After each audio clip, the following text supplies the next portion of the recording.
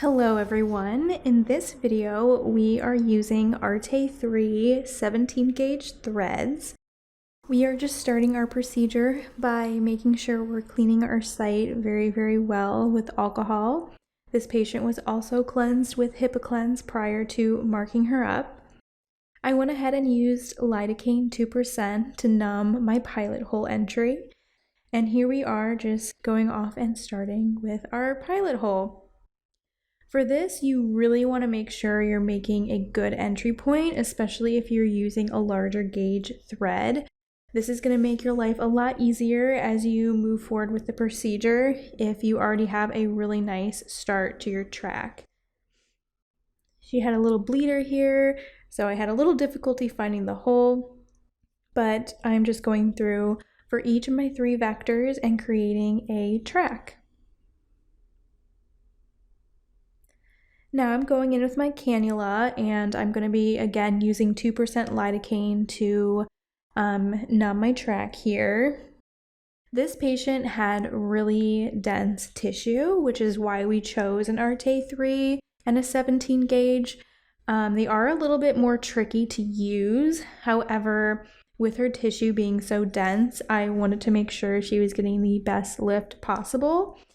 It's not often that I gravitate towards these, especially for a patient with thinner skin, but they're amazing to have in office when you have a patient like this one with a denser tissue, because we want to make sure that they're really getting that good lift as their result. I'm struggling a tad bit here advancing my cannula, which is totally normal when a patient has denser tissue. They're going to have more ligaments and just more that you have to get through. So try not to get frustrated here, but I made it down my track and now I'm going ahead and putting about 0.5 of Lido in my track. You never want to do too much or really flood that area because your barbs from your thread won't engage as well as they would without all of that fluid in the track. This one I got in a lot easier, went ahead and did my anesthesia, and onto my 3rd vector here to the nasolabial fold. I'm always checking my depth as I'm going. You want to make sure that you're in the correct depth, even at this point with your cannula, because this is creating a track for your thread. So if you don't initially have the correct plane, you're not going to when you're going in with your thread. So here I have the Arte 3 17 gauge, like I said. I do think I struggled a bit with this nasolabial fold vector. Like I said, she does have denser tissue. Another thing that I want to point out is for this specific patient, I didn't go all the way past her deficit. I stopped in front of it for a few reasons. Number one being she has amazing natural cheeks. We were joking with her that she has the cheeks that people pay for. Beautiful natural cheeks. But since they were so full, I didn't want to go all the way past my deficit and risk when she's animating and smiling, having that thread break or pop through. So for her, I chose to stop before her nasolabial fold. In these cases, sometimes I do like to go in with an extra thread. We did not for her because I was struggling a bit here getting through her tissue and she swelled quite a lot. So I did not want to add another one at this time, but maybe we will in the future at her follow-up in about 4 weeks.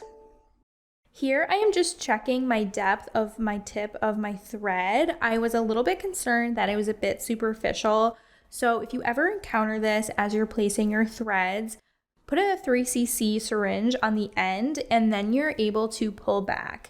Never pull back without having something trapping that thread at the end, because it will engage and then you will not be able to get it out. So twist that 3cc on the end, trap that thread, and that way you can pull back a little bit and correct. This is a great trick because you're not always in that correct plane the entire time. Even shifting a little bit as you go can change your plane in a second. So always have a 3cc prepared on your tray, and that way you'll be prepared in case you want to correct something.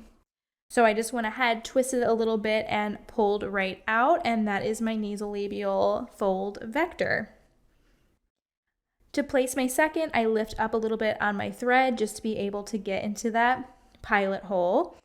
And I'm going to do the same thing. I'm just advancing. This one went in a lot smoother, which was great.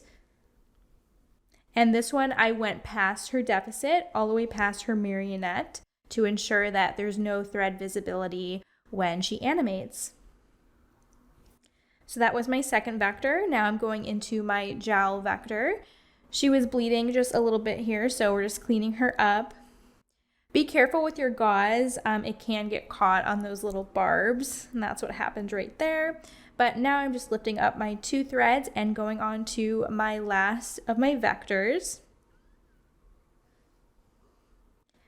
Making sure you're in the correct plane right as you enter is also super important and is going to help you a lot as you try to navigate through the tissue. If you start off in the wrong plane, it's really hard to correct. So really try to get right where you want to be to start off, and it's going to go a lot smoother. Again, I went all the way past into my deficit there to give the best lift. And there we go. We have our 3 vector. Now we are going to go ahead and move on to our jawline. I just cleaned her up a little bit. I like to set the patient up in between sides and even on one side just to check and see if we have, if everything's symmetric. And if I want to place another thread, I'll check before I cut the ends off everything, just in case I want to go ahead and add another one. For her, I did not end up adding anything like I said earlier. She had quite a bit of swelling, so we're going to reassess at 4 weeks and see if we want to add another thread or 2, just depending. But she did get a really great result and she was happy with it. So we'll just see her back at that follow-up and keep updated. But here we are, we're doing the same thing. I created my pilot hole and now I'm going in with my cannula and I'm just going to numb that track. I wanted to point out the headband that we have on our patient. It's just a disposable headband, and we have this on just to keep hair out of our treatment area. It's really important to be keeping your treatment area as clean as possible because these threads are staying inside the patient. We want to decrease our risk of infection as much as possible. So really making sure you're cleaning your patient well prior to and keeping it clean throughout your treatment. Like I said in the beginning, we prepped with chlorhexidine, we use HIPAA cleanse, and I also did a alcohol prep as well before marking up. But here I am just removing my last thread here, and now we're going to go ahead and just get her cleaned up and cut the ends of our thread. So when you're doing this, you want to make sure you're over exaggerating your pull so the end of that thread is able to just pop into the skin so you don't have anything hanging out. Again, we want to, decrease our risk of infection as much as possible. So I'm cutting as close to the skin as possible, really over exaggerating that pull there, just to ensure that that thread pops inside our little pilot hole that we made. And we're just going ahead and then cleaning her a little bit more, getting all of our markings off and just going over those pilot holes again and making sure everything is really clean prior to putting on some Band-Aids. And I tell my patients to leave their Band-Aids on for that first day, at least until the evening after the treatment, just to make sure that we're keeping them very clean. So just taking off my markings here, and then I'm going ahead and I'm seeing if there's any little barbs that I am able to pop, just so those don't engage when the patient leaves. I always warn my patients that sometimes they will get little zingers over the next couple of days. Just if any of those barbs didn't engage during the treatment, they will feel those kind of popping into place over the next few days, and that is completely normal. And here is her result. As we can see, she is definitely a little swollen, but we will see her back for a follow-up.